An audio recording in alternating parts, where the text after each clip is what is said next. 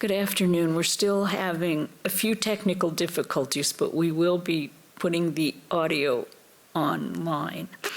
We're in the chapter of the Gospel in the company of devotees at Champaucourt on page 927, about 2/3 of the way down the page. Dr. Sakar had come in and wanted everyone to sing songs. So the last song they were singing is "Come One and All, Take Radha's Love. The high tide of her love flows by. It will not last for very long. Oh, come then, come ye one and all." Listening to these songs, 2 or 3 of the devotees, among them Manindra and Latu, went into a spiritual mood.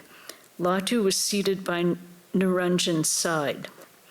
When the singing was over, the master spoke with the doctor. The previous day, Dr. Pratap Mazumdar had prescribed nux vomica for the master. Dr. Sakar was annoyed to hear of it. Doctor, to give him a nux vomica, why, I am not dead yet. Master smiling, why should you die? Good God forbid, may your avidya die. Doctor, I never have any avidya. Dr. Sakar understood avidya to mean mistress. Master smiling, oh no, I didn't mean that. In the case of a sannyasi, his mother, avidya, ignorance, dies giving birth to a child, viveka, discrimination. Haribalov arrived. Sri Ramakrishna said, I feel very happy when I see you. Haribalov was a man of very humble nature. He sat on the bare floor and not on the mat. He began to fan the master. He was the government lawyer at Cuttack. Professor Nilmani sat near them. Sri Ramakrishna did not want to offend him. Casting his glance on the professor, he said, "Oh, what a grand day it is for me." A few minutes later, Dr. Sakar and Professor Nilmani took their leave. Haribalov was also departed, saying that he would come again. It was the dark night of the new moon. At 7 o'clock, the devotees make arrangements for the worship of Kali in Sri Ramakrishna's room on the 2nd floor. Flowers, sandal paste, vilwa leaves, red hibiscus, rice pudding, and various sweets and other articles of worship were placed in front of the master. The devotees are sitting around him. There are present among others Sarat, Sashi, Girish, Chunilal, M, Rakal, Niranjan, and the younger Narayan. Sri Ramakrishna asks a devotee to bring some incense. A few minutes later, he offers the articles to the Divine Mother. M is seated close to him. Looking at M, he says to the devotees, meditate a little. The devotees close their eyes. Presently, Girish offers a garland of flowers at Sri Ramakrishna's feet. M offers flowers and sandal paste. Rakal, Ram, and the other devotees follow him. Niranjan offers a flower at Sri Ramakrishna's feet, crying, Brahmamayi, Brahmamayi, and prostrates himself before him, touching the master's feet with his head. The devotees cry out, Jai Ma, hail to the mother. In the twinkling of an eye, Sri Ramakrishna goes into deep samadhi. An amazing transformation takes place in the master before the very eyes of the devotees. His face shines with a heavenly light. His 2 hands are raised in the posture of granting boons and giving assurance to the devotees. It is the posture one sees in images of the Divine Mother. His body is motionless. He has no consciousness of the outer world. He sits facing the north. Is the Divine Mother of the universe manifesting herself through his person? Speechless with wonder, the devotees look intently at Sri Ramakrishna, who appears to them to be the embodiment of the Divine Mother herself. The devotees begin to sing hymns, one of them leading and the rest following in chorus. Girish sings, "Who is this woman with the thick black hair shining amidst the assembly of the gods? Who is she, whose feet are like crimson lotuses planted on Shiva's chest? Who is she whose toenails shine like the full moon, whose legs burn with the brightness of the sun? Who is she who now speaks soft and smiles on us, and now fills all the quarters of the sky with shouts of terrible laughter?" Again, O Mother, Savior of the helpless, thou the slayer of sin, in thee do the three gunas dwell, sattva, rajas, and tamas. Thou dost create the world, thou dost sustain it and destroy it, binding thyself with attributes. Thou yet transcendest them, for thou art Mother, O Mother, art the all. Bihari sang, O Shama, thou who dost sit upon a corpse, I beg thee, hear my heart's most fervent prayer. As my last breath forsake this mortal flesh, reveal thyself within my heart. Then, in my mind, from forest and from grove, I shall gather the red hibiscus flowers, and scenting them with the sandal paste of love, shall I lay them at thy lotus feet. M sings with the other devotees, O Mother, all is done after thine own sweet will. Thou art in truth self-willed, Redeemer of mankind. Thou workest thine own work, men only call it theirs. Excuse me. They sing again, all things are possible, O Mother, through thy grace. Obstacles mountain high thou makest to melt away. Thou home of bliss, to all thou givest peace and joy. Why then should I be made to suffer fruitlessly, brooding on the success or failure of my deeds? And again, O Mother, ever blissful as thou art, do not deprive thy worthless child of bliss. My mind knows nothing but thy lotus feet. The King of Death scowls at me terribly. Tell me, Mother, what shall I say to him? They conclude, in dense darkness, O Mother, thy formless beauty sparkles. Therefore the yogis meditate in a dark mountain cave.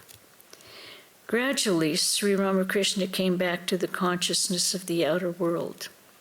He asked the devotees to sing, O Mother Shama, full of the waves of drunkenness divine.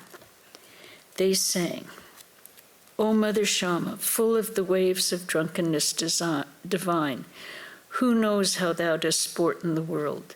The fun and frolic in thy glances put to shame the God of love. When this song was over, Sri Ramakrishna asked the devotees to sing, Behold my mother playing with Shiva. The devotees sang, Behold my mother playing with Shiva, lost in an ecstasy of joy. Drunk with a draught of celestial wine, she reels and yet she does not fall. Sri Ramakrishna tasted a little pudding to make the devotees happy, but immediately went into deep ecstasy. A few minutes later, the devotees prostrated themselves before the master and went into the drawing room. There they enjoyed the prasad. It was 9 o'clock in the evening. Sri Ramakrishna sent word to the devotees, asking them to go to Surendra's house to participate in the worship of Kali. They arrived at Surendra's house on Simla Street and were received very cordially. Surendra conducted them to the drawing room on the second floor. The house was filled with a festive atmosphere, and a veritable mart of joy was created with the songs and music of the devotees. It was very late at night when they returned to their homes, after enjoying the sumptuous feast given by Surendra, the master's beloved disciple. The next chapter is the Master at Kasipur. Wednesday, December 23rd, 1885. On Friday, December 11th, Sri Ramakrishna was moved to a beautiful house at Kasipur, a suburb of Calcutta. The house was situated in a garden covering about 5 acres of land and abounding in fruit trees and flowering plants. Here, the final curtain fell on the Master's life. At Kasipur, he set himself with redoubled energy to the completion of the work of spiritual ministration that he had begun long before at Dakshineshwar. Realizing that the end of his physical life was approaching, he gave away his spiritual treasures without stint to one and all. He was like one of those fruit sellers who bring their fruit to the marketplace, bargain at first about the prices. Then towards sunset, when the market is about to close, give all the fruit away indiscriminately. Here his disciples saw the greatest manifestation of his spiritual powers. Here they saw the fulfillment of his prophecies about his own end. I shall make the whole thing public before I go. When people in large numbers come to know and whisper about the greatness of this body, then the mother will take it back. The devotees will be sifted into inner and outer circles toward the end, and so on. Here he predicted that a band of young disciples, with Narendranath as their leader, would in due course renounce the world and devote themselves to the realization of God and the service of humanity. The main building at Kasipur had 2 stories, with 3 rooms below and 2 above. The Master occupied the central hall of the upper story. A small room to the left was used at night by his attendants. To the right of the hall was an open balcony where Sri Ramakrishna sometimes sat or walked. On the ground floor, a hall just below the Master's and a small room to the right of it were used by the devotees, and a small room to the extreme left was occupied by the Holy Mother. In the garden compound were some outbuildings, 2 reservoirs, and pleasant walks. Sri Ramakrishna breathed more freely in the open air of the new place. Almost all the devotees had gathered by this time. They had started coming to him in 1881. By the end of 1884, Sarat and Shashi had become known to the Master, and since their college examinations in the middle of 1885, they had been visiting him almost daily.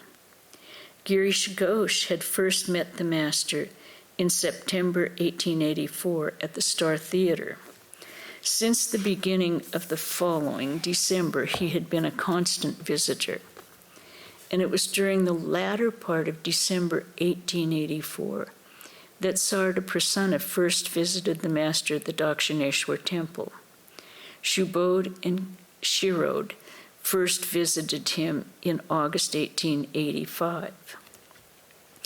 The young devotees had taken up their quarters at the garden house to tend Sri Ramakrishna, although many of them visited their own homes every now and then. The householders came to see the Master almost every day, and some of them occasionally spent the night. On the morning of December 23rd, Sri Ramakrishna gave unrestrained expression to his love for the devotees. He said to Niranjan, "You are my father, I shall sit on your lap." Touching Kalipata's chest, he said, "May your inner spirit be awakened." He stroked Kalipata's chin affectionately and said, "Whoever has sincerely called on God or performed his daily religious devotions will certainly come here." In the morning, 2 ladies received his special blessing. In a state of samadhi, he touched their hearts with his feet. They shed tears of joy. One of them said to him, weeping, "You are so kind." His love this day really broke all bounds. He wanted to bless Gopal of Sinti and said to a devotee, "Bring Gopal here." It was evening.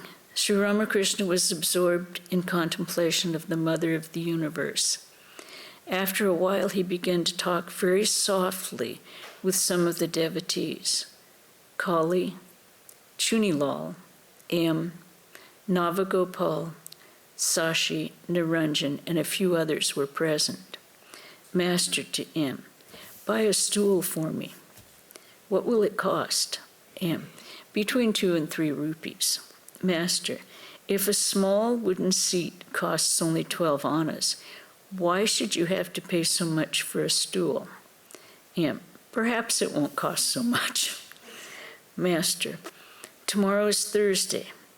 The latter part of the afternoon is inauspicious. Can't you come before 3 o'clock? M, "Yes, sir, I shall."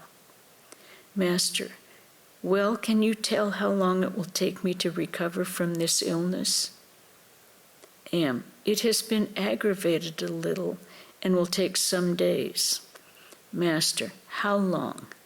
M, "Perhaps 5 to 6 months. Hearing this, Sri Ramakrishna became impatient like a child and said, "So long? What do you mean?" M, "I mean for a complete recovery." Master, "Oh, that. I am relieved. Can you explain one thing? How is it that in spite of all these visions, all this ecstasy and samadhi, I am so ill?"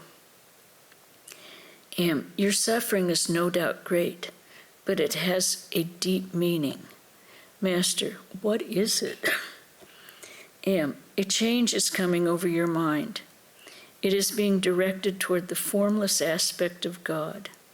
Even your ego of knowledge is vanishing." Master, "That is true. My teaching of others is coming to an end. I cannot give any more instruction.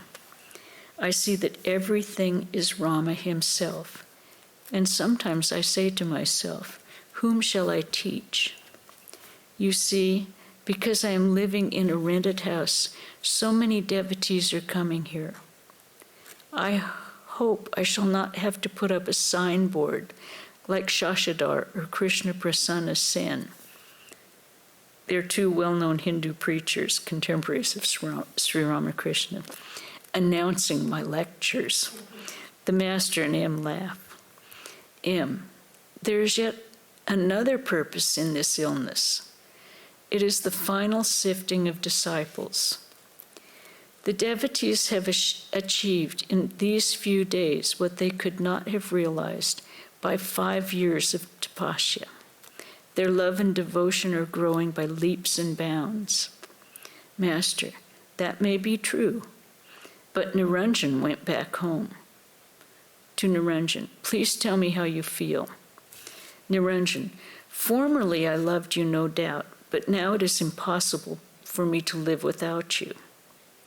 M, "One day I found out how great these young men were." Master, "Where?" M, "Sir, one day I stood in a corner of the house at Shampur and watched the devotees. I clearly saw that every one of them had made his way here through almost insurmountable obstacles and given himself over to your service." As Sri Ramakrishna listened to these words, he became abstracted. He was silent a few moments. Presently, he went into samadhi. Regaining consciousness of the outer world, he said to M, "I saw everything passing from form to formlessness. I want to tell you all the things I saw, but I cannot. Well, this tendency of mine toward the formless is only a sign of my nearing dissolution, isn't it so?" M, wonderingly, "It may be." Master, "Even now I am seeing the formless, indivisible Satchidananda just like that. but I have suppressed my feelings with great difficulty. What you said about the shifting of disciples was right. This illness is showing who belongs to the inner circle and who to the outer. Those who are living here renouncing the world belong to the inner circle, and those who pay occasional visits and ask, "How are you, sir?" belong to the outer circle. Didn't you notice Bhavanat? The other day he came to Champacourt dressed as a bridegroom and asked me, "How are you? I haven't seen him since. I show him love for Narendra's sake, but he is not in my thought anymore." To M, when God assumes a human body for the sake of his devotees, many of his devotees accompany him to this earth. Some of them belong to the inner circle, some to the outer circle, and some become the suppliers of his physical needs. I experienced one of my first ecstasies when I was 10 or 11 years old, as I was going through a meadow to the shrine of Vishalakshi. What a vision! I became completely unconscious of the outer world. I was 22 or 23 when the Divine Mother one day asked me in the Kali temple, "Do you want to be Akshara?" I didn't know what the word meant. I asked Haladhari about it. He said, "Kshara means jiva, living being. Akshara means Paramatman, the Supreme Soul." At the hour of the evening worship at the Kali temple, I would climb to the roof of the kuti and cry out, "O devotees, where are you all? Come to me soon. I shall die of the company of worldly people." I told all this to the Englishmen. They said it was all an illusion of my mind. Perhaps it is, I said to myself, and became calm. But now it is all coming true. The devotees are coming. The Divine Mother also showed me in a vision, the 5 suppliers of my needs. First, Mathur Babu, and second, Shambhu Malik, whom I had not then met. I had a vision of a fair-skinned man with a cap on his head. Many days later, when I first met Shambhu, I recalled that vision. I realized that it was he whom I had seen in the ecstatic state. I haven't yet found out the 3 other suppliers of my wants, but they were all of fair complexion. Surrender looks like one of them. When I attained this state of God consciousness, a person exactly resembling myself thoroughly shook my Ida, Pingala, and Shushumna nerves. He licked with his tongue each one of the lotuses at the 6 centers, and those drooping lotuses at once turned their faces upward, and at last the Sahasra lotus became full-blown. The Divine Mother used to reveal to me the nature of the devotees before their coming. I saw with these 2 eyes, not in a trance, the kirtan party of Chaitanya going from the banyan tree to the bakul tree in the Panchavati. I saw Balaram in the procession, and also, I think, yourself, meaning him. Chuni's spiritual consciousness and yours, too, have been awakened by frequent visits to me. In a vision, I saw that Shashi and Sharat had been among the followers of Christ. Under the banyan tree in the Panchavati, I had a vision of a child. Hridoy said to me, "Then a son will soon be born to you."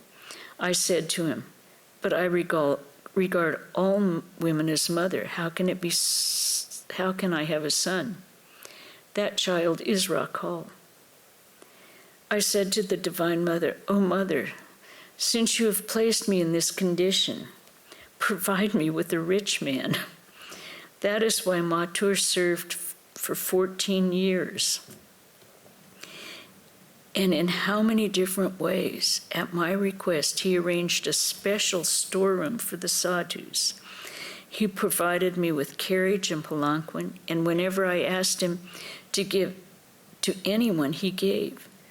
The Brahmani identified him with, Brahmani was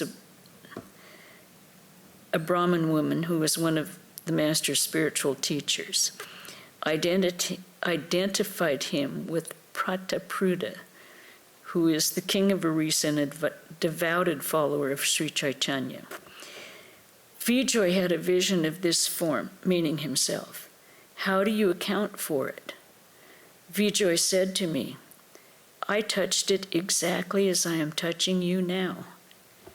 Latu counted 31 devotees in all. That's not many, but a few more are becoming devotees through Vijay and Kedar. It was revealed to me in a vision that during my last days, I should have to live on pudding. During my present illness, my wife was one day feeding me with pudding.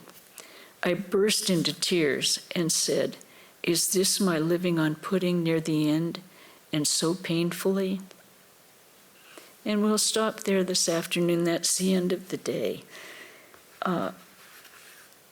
Tomorrow we'll have Swami Vedarupananda speaking on what is spiritual awakening. And next Wednesday we'll have the 5 o'clock reading of For Seekers of God.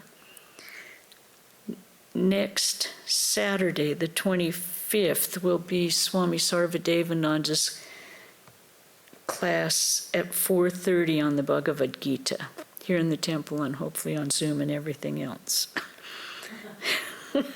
Hopefully.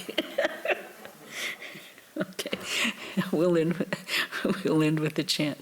Om Shanti Shanti Shanti Sri Ramakrishna Arpanamastu.